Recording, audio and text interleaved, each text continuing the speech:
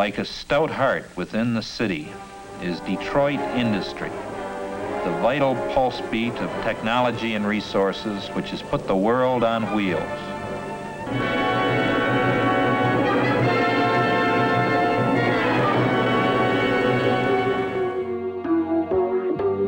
Well, Ron got arrested yesterday. What's on the agenda for today? Today we are at the old Packard Plant, which is now just a bunch of decaying architecture, and has been actually since the youth of my wife. And what this actually was to her was her Disneyland, and this is where her and her brothers came to play every day. So today we actually brought my kids here, and we did a little graffiti, and they did a little graffiti, and kind of explored the remains of my wife's childhood.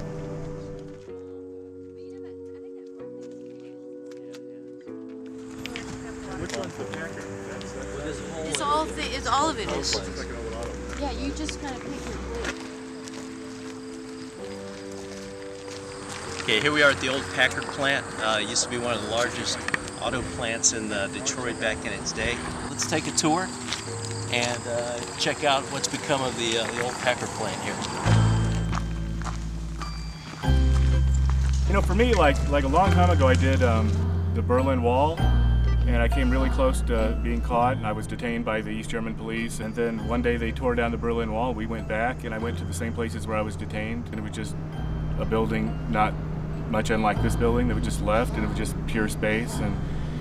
And it's weird because, you know, the space is kind of created by what happens in the space, and then when nothing's left to happen in the space, it's kind of a strangely joyous place where you just have your own run of the place. There's nobody to go, why are you here? Let me see your badge, or to detain you there, or to not let you there. It's complete freedom.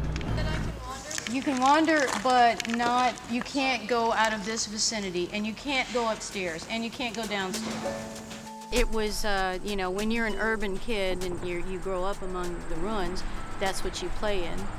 But I wouldn't, you know, it was an adventure. Actually tour them as if they were caves, and you find all kinds of things discarded in here, like full boats, cars, you know, dead bodies, things like that. So hopefully we won't find any of that. Kind of creepy.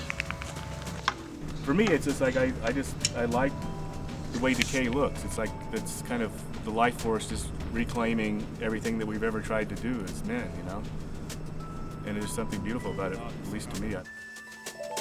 I think that there's something really specific and special and kind of zeitgeisty about street art, because street art is very democratic. You saw people out there, just regular people walking by, you know, posing in front of the thing that says posers, and I saw a couple kids walking with a stencil. It's easy to do.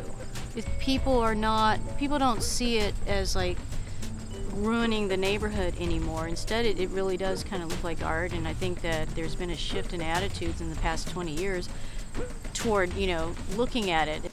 Where was the Starbucks at? Starbucks, you know, that's the one thing that will probably bring this area back to life, is if they put a Starbucks in here.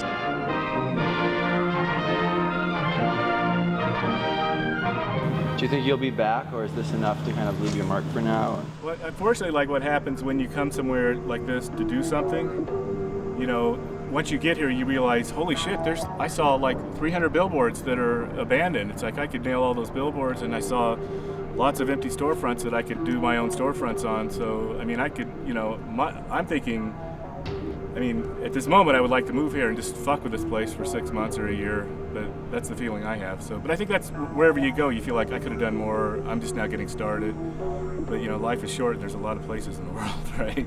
So.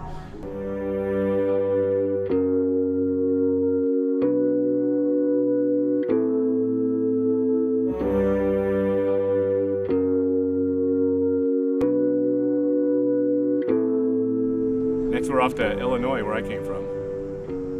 So we can fuck that shit up. No.